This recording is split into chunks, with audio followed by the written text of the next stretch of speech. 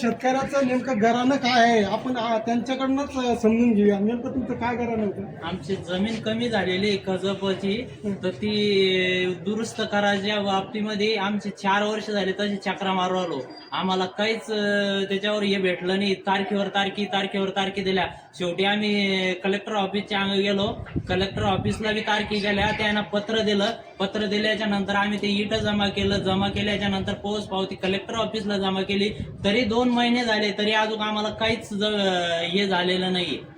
Actually वास्तविक पाहता यांचं प्रकरण 3 ते 4 वर्षापासून या तहसील कार्यालयात दाखल झालेलं आहे. तरी सुद्धा या तहसील कार्यालयाकडून कुठली कार्यवाही झालेली दिसत नाही. यांना फक्त तारखेवर तारखी दिल्या जातात आणि हा तहसीलदार बदलून गेला तर दुसरा तहसीलदार येतो, दुसरा तहसीलदार आला, तिसरा जातो, तिसरा चौथा आला की तो सुद्धा यांना तारखी देत राहतो. आणि हे शेतकरी फक्त चक्रा मारत राहतात आणि यांचं जे शेतातलं जे पिकाचं जे नुकसान यांच्या या कर्मामुळं, यांच्या या लापरवाहीमुळं, यांच्या या गैरवापरामुळं जर होत असेल तर यांचं हे नुकसान भरून देणार कोण?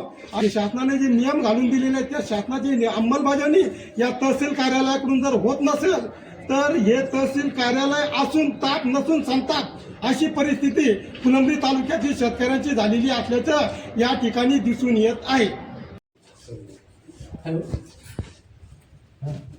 बोला आज का आपा आहे का बघा बरं फोन लावून. नमस्कार, मी ज्ञानेश्वर बोरसे. आज हे जे शेतकरी आलेले आहेत फुलंब्री तहसील कार्यालयात हे कंप्लीट 4 वर्षापासून यांच्याकडे जे जमीन क्षेत्र आहे ते जमीन क्षेत्राप्रमाणे यांचं कजाप न झाल्यामुळं हे शेतकरी अक्षरशः परेशान झालेले आहे. शासनाने मागच्या वेळेसही जो सप्ताह आयोजित केला होता त्या सप्ताहात या तहसील कार्यालयातील तहसीलदार व नायब तहसीलदार यांनी वारंवार त्यांना संपर्क साधून वेळोवेळी त्यांना त्यांचं घरानं मानून सुद्धा येथील तहसीलदार व नायब तहसीलदार या शेतकऱ्याचं काम करत नाही आहे. यांचं जे कजाप झालेलं आहे हे चुकीच्या पद्धतीने कजाप झाल्याची यांची तक्रार आहे. परंतु हे कजाप दुरुस्त करण्याची जी कारवाई तहसीलदार यांच्याकडून होणे अपेक्षित आहे तर ती कारवाई तहसील कार्यालयाकडून होताना दिसून येत नसल्याचं या ठिकाणी मला सुद्धा दिसून आलेलं आहे. आणि त्या अनुषंगाने जे हे तहसील कार्यालयाकडून कारवाई होत नसल्याचं यांना निदर्शन यांच्या लक्षात आल्यानंतर हे कलेक्टर ऑफिसला गेले आणि कलेक्टर ऑफिस कार्यालयाकडून उपजिल्हाधिकारी भूसंपन्न जायकवाडी प्रकल्प छत्रपती संभाजीनगर यांनी तहसील कार्यालयास दिनांक 15/12/2025 रोजी या शेतकऱ्यांचं घराणं सोडण्यासाठी रितसर पत्रही दिलेलं आहे.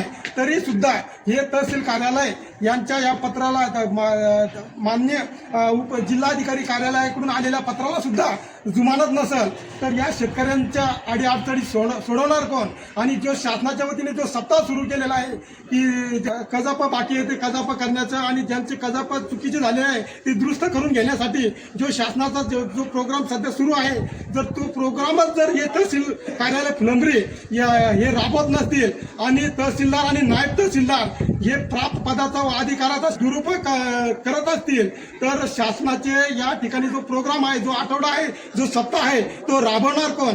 असा प्रश्न या फुलंब्री तालुक्यातील जनतेला भेडसावत असल्याने यांचे शेतकऱ्यांचे जे प्रश्न आहे जे जैसे ते तसेच राहत असल्याने शासनाने हे जे सप्ताह काढलेले आहे शेतकऱ्यांसाठी तो सप्ताहाचा उद्देशच यांना या तहसील कार्यालयात समजत नाही आहे की यांनी झोपेचं सोंग घेऊन फक्त शासनाने प्रोग्राम काढावा आणि जनतेला सांगावं की आमचे शासन खूप पारदर्शक आहे आणि आम्ही विविध प्रकारचे सप्ताह राबवून शेतकऱ्यांचे प्रश्न सोडवतो.